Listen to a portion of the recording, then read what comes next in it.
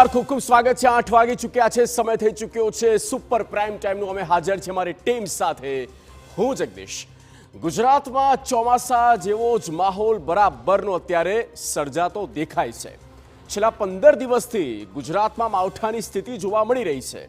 સૌરાષ્ટ્રથી લઈને દક્ષિણ ગુજરાત અને મધ્ય ગુજરાતથી લઈને ઉત્તર ગુજરાત સુધી મોટાભાગના જિલ્લામાં વરસાદ પડ્યો છે।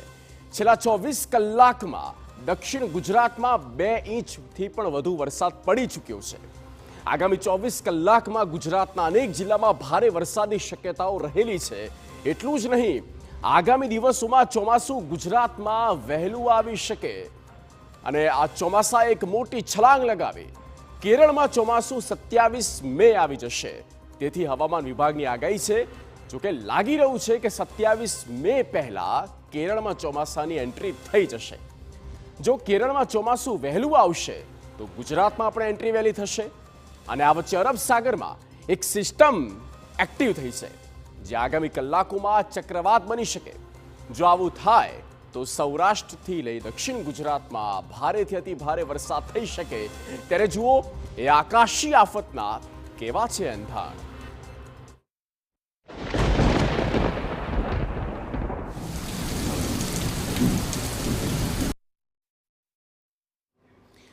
તો નવી આકાશી આફતના એંધાણ અત્યારે વર્તાઈ રહ્યા છે અને ચોમાસું વહેલું આવવાનું છે। એક અઠવાડિયા પહેલા અનુમાન લગાવવામાં આવ્યું છે કે એક અઠવાડિયા પહેલા બેસી જશે, પણ તે પહેલા એક બાદ એક જે સર્ક્યુલેશન બની રહ્યા છે તેની પણ વિગતો અમે આપને આ બિગ વોલ પર બતાવવા જઈ રહ્યા છે કે આપના જિલ્લાની સ્થિતિ શું હશે, તો એ તમે અત્યારે જોઈ રહ્યા છો।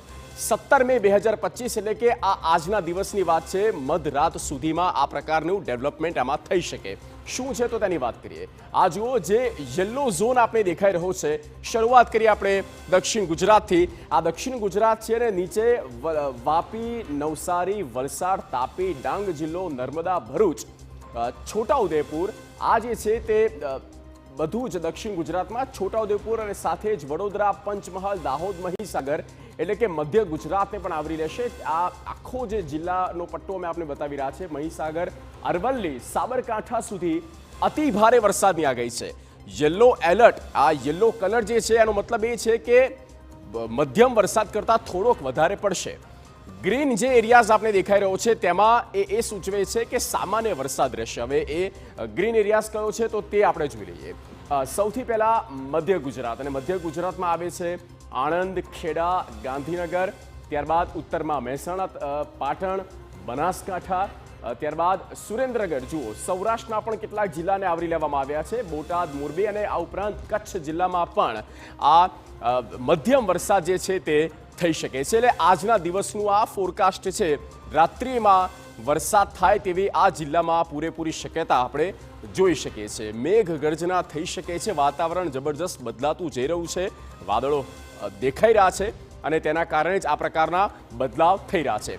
બીજી પ્લેટ પણ અમે આપને બતાવી રહ્યા છે, તેની પણ વાત કરી લઈએ। ચોમાસા પહેલા આવશે વાવાઝોડું। અરબ સાગરમાં વાવાઝોડું સક્રિય થઈ રહ્યું છે। અરબ સાગરમાં એક સાયક્લોન એક્ટિવ થયું છે। આપણે જેને સાદી ભાષામાં કહીએ તો એક વંટોળ છે, એક ચક્રવાત છે, અને એ ચક્રવાત અરબ સાગરમાં આવે અને જો તે આપણા રાજ્યમાં એટલે કે ગુજરાત તરફ આવે તો શું થાય। 21 મે સાયક્લોનિક સર્ક્યુલેશન સંભવ છે અને 22મી મે લો પ્રેશર બની શકે છે, એટલે કે તે વધારે સેન્સિબલ થઈ જશે, વધારે તેની સ્ટ્રેન્થ બનશે, એટલે કે એ વાવાઝોડું જબરદસ્ત એના ડાયરેક્શન તરફ આગળ વધશે અને જો ગુજરાત તરફ પણ તે આવી શકે છે, પૂરી શક્યતાઓ છે, કારણ કે ગુજરાતના દરિયાકાંઠે પણ આ પહેલાં કેટલાય આપણે વાવાઝોડા જોયા, ચક્રવાત જોયા, ઘણા હિટ કર્યા છે અને તેના માટે જ આ વધુ એક આગાહી આગામી 48 કલાકમાં નક્કી થઈ જશે કે વાવાઝોડું કઈ બાજુ જાય છે। આ ચક્રવાત જે સર્જાયું છે, ઊભું થયું છે અરબ સાગરમાં, ડાયરેક્શન તેનું કઈ બાજુ આવે છે તે જે છે તે નક્કી થઈ જશે। સૌરાષ્ટ્રમાં કે જે વરસાદ પડી શકે છે, અરબ સાગરની આપણે વાત કરીએ તો લગભગ આપણે એવું સમજીએ દક્ષિણ ગુજરાતમાં પણ ધોધમાર વરસાદની આગાહી છે। જ્યારે સાયક્લોન સક્રિય થતું હોય છે, માની લો આ ભારતનો જે નકશો મેં આપને બતાવી રહ્યા છે, આપ જુઓ, એ અમે આપને સમજાવીશું અને બાજુમાં આપ ટેક્સ્ટ પણ જોઈ શકો છો, જે લખાણ છે તે પણ આપ વાંચી શકો છો। અરબ સાગરમાં જ્યાં સાયક્લોન અહીંયા બનતું હોય અને ત્યાર પછી એ ધીરે ધીરે આ આગળ વધતું હોય છે અને બની શકે કે આ કેરળ, કર્ણાટક, ગોવા, મહારાષ્ટ્ર અને ત્યારબાદ આપણું ગુજરાત, અહીંયા પણ હિટ થઈ શકે, ત્યારબાદ નીચે મહારાષ્ટ્ર તરફ પણ હિટ થઈ શકે છે.